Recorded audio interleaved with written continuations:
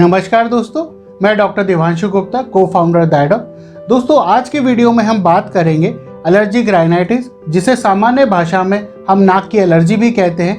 उसका ट्रीटमेंट कैसे किया जाता है, कौन सी दवाइयों का इस्तेमाल किया जाता है और कब किया जाता है। इसके अलावा हम विस्तार से बात करेंगे कि एलर्जिक राइनाइटिस के उन उपायों के बारे में जिससे आप एलर्जिक राइनाइटिस की रोकथाम कर सकते हैं, प्रिवेंशन कर सकते हैं, ताकि आपको एलर्जिक राइनाइटिस के सिम्टम या लक्षण आए ही नहीं और आपको दवाइयों की ज़रूरत पड़े ही नहीं। तो चलिए शुरू करते हैं आज की वीडियो। दोस्तों, एलर्जिक राइनाइटिस का सबसे बेहतरीन इलाज है कि एलर्जन से बचा जाए। उसके अलावा दवाइयों की ज़रूरत आपको है या नहीं और कौन सी दवाइयों की ज़रूरत है, ये इस बात पर निर्भर करता है कि आपके सिम्टम्स या लक्षणों की गंभीरता कितनी है और यह लक्षण आपकी डेली एक्टिविटीज़ को कितना अफेक्ट कर रहे हैं। दोस्तों, सबसे पहले बात करते हैं उन उपायों की और तरीकों की जिसकी मदद से आप एलर्जिक राइनाइटिस को प्रिवेंट कर सकते हैं ताकि आपके लक्षण या सिम्टम्स ना आए। जैसा कि हमने आपको एलर्जिक राइनाइटिस के लक्षण वाले वीडियो में बताया है, जिसका लिंक आपको ऊपर आई बटन में दिख रहा है, कि एलर्जिक राइनाइटिस का महत्वपूर्ण कारण हाउस डस्ट माइट्स होते हैं। आप इन हाउस डस्ट माइट्स को घर और ऑफिस में रोकने के लिए एयर परमिएबल ऑक्लूसिव मैट्रेस और बेडिंग कवर्स का इस्तेमाल करें। आप घर में फ्लोर पर कारपेट्स की जगह वुड और हार्ड विनाइल का इस्तेमाल करें। घर ऑफिस की खिड़कियों पर रोलर ब्लाइंड्स लगाएं जिन्हें आसानी से साफ किया जा सके। बच्चों के सॉफ्ट टॉयज, कुशन्स, फर्नीचर्स को रेगुलरली वॉश करते रहें। वुडन ब्लैंकेट्स और फेदर बेडिंग्स की जगह आप सिंथेटिक मटेरियल का इस्तेमाल करें। वैक्यूम क्लीनर ऐसा खरीदें जिसमें हैपा फिल्टर लगा हो, क्योंकि ये नॉर्मल वैक्यूम क्लीनर से ज़्यादा इफेक्टिव होते हैं। डस्टिंग करते समय घर में डस्टिंग सूखे कपड़े की बजाय गीले कपड़े से करें और ये सारे एफर्ट्स आप घर और ऑफिस में उस कमरे या जगह पर लगाएं जहां पर आपका ज़्यादातर समय व्यतीत होता हो। दोस्तों, दूसरा है पेट्स।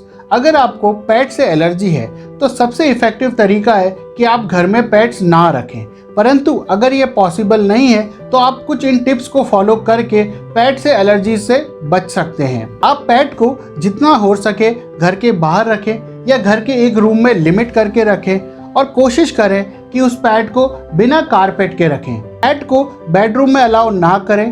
पेट को 7 दिन या एटलीस्ट 15 दिन में नहलाएं और पेट जो कारपेट्स या बेडिंग यूज करता है उसे समय समय पर रेगुलरली वॉश करते रहें। दोस्तों, अगला है पोलन्स का।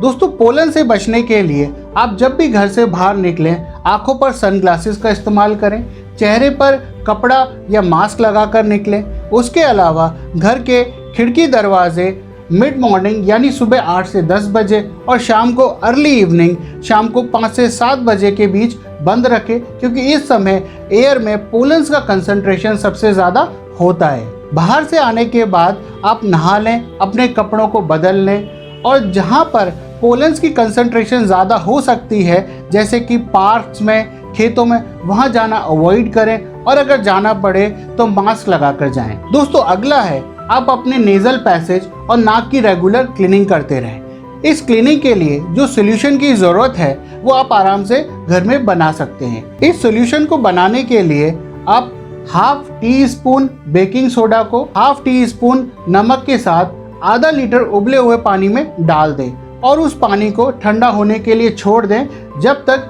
कि वह पानी गुनगुना ना हो जाए और उसके बाद उसका इस्तेमाल करें। ध्यान रखें कि उबले हुए पानी के इस सॉल्यूशन को नाक में इस्तेमाल ना करें।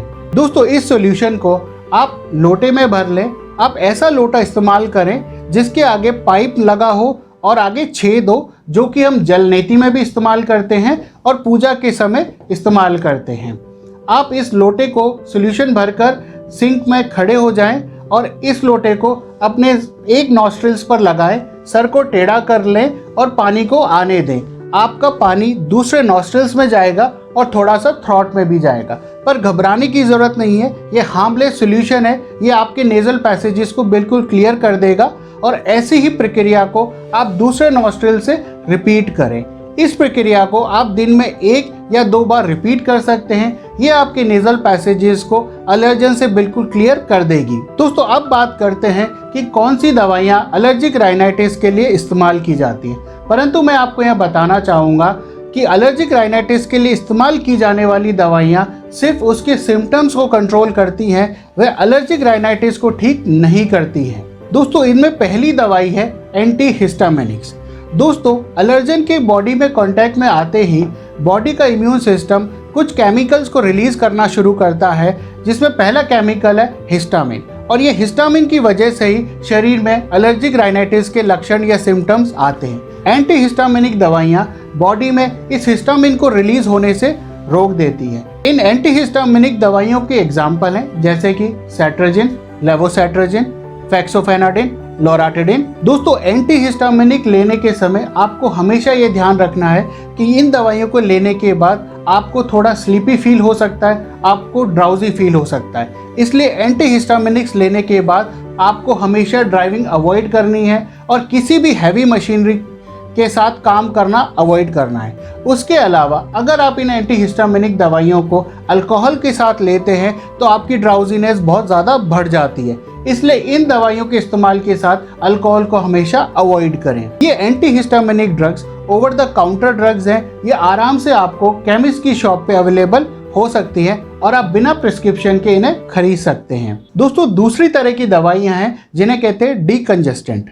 डीकंजेस्टेंट दवाइयाँ आपकी स्टफी और ब्लॉक नोज को खोलती है, इन्फ्लेमेशन सूजन कम करती है और आपको सांस लेने में आसानी होती है।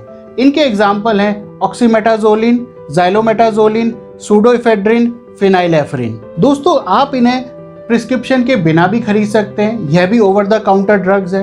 परंतु आपको ध्यान ये रखना है कि इन डीकंजेशन दवाइयों का इस्तेमाल आप सिर्फ शॉर्ट पीरियड ऑफ टाइम यानी 3 से 5 दिन से ज़्यादा नहीं कर सकते, क्योंकि लंबे समय तक इन दवाइयों का इस्तेमाल करने पर रीबाउंड इफेक्ट होता है। मतलब कि जैसे ही आप इन दवाइयों का इस्तेमाल बंद करेंगे, एलर्जिक राइनाइटिस के लक्षण वापस आएंगे और गंभीरता से आएंगे। इसलिए इन दवाइयों को इस्तेमाल करते हुए हमेशा ध्यान रखें कि इन्हें 3 से 5 दिन से ज़्यादा इस्तेमाल आप ना करें। इसके अलावा अगर आपको कोई हार्ट रिदम की प्रॉब्लम है, आपको स्ट्रोक की हिस्ट्री है, आपका ब्लड प्रेशर हाई रहता है, आपको एंजाइटी रहती है, नींद में परेशानी रहती है, या आपको पेशाब की थैली या यूरिनरी ब्लैडर की कोई प्रॉब्लम है, तो आपको इन डीकंजेस्टेंट दवाइयों का इस्तेमाल बिना डॉक्टर की सलाह के नहीं करना चाहिए। ये दवाइयाँ आपको केमिस्ट की शॉप में नेजल स्प्रे के रूप में आसानी से अवेलेबल हो जाती हैं। दोस्तों, अगली दवाई है स्टेरॉइड। अगर आपको एलर्जिक राइनाइटिस के सिम्टम्स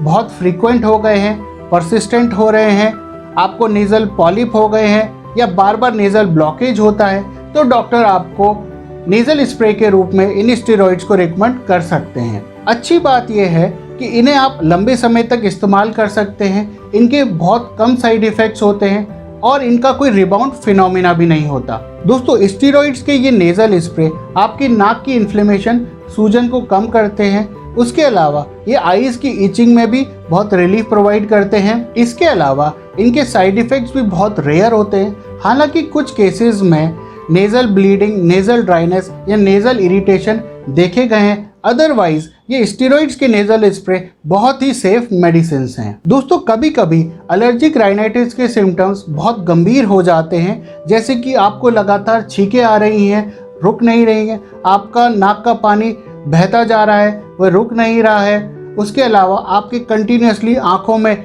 इचिंग हो रही है। ऐसे केसेस में डॉक्टर्स कभी कभी इन स्टेरॉइड नेज़ल स्प्रेज की जगह आपको इन स्टेरॉइड्स को ओरल टैबलेट्स के रूप में 5 से 10 दिन का कोर्स दे सकते हैं इन गंभीर सिम्टम्स को कंट्रोल करने के लिए। दोस्तों, अगली दवाई है ल्यूकोट्राइन रिसेप्टर एंटागोनिस्ट। इसमें सबसे कॉमन जो दवाई आती है वह है मोंटेल्यूकास।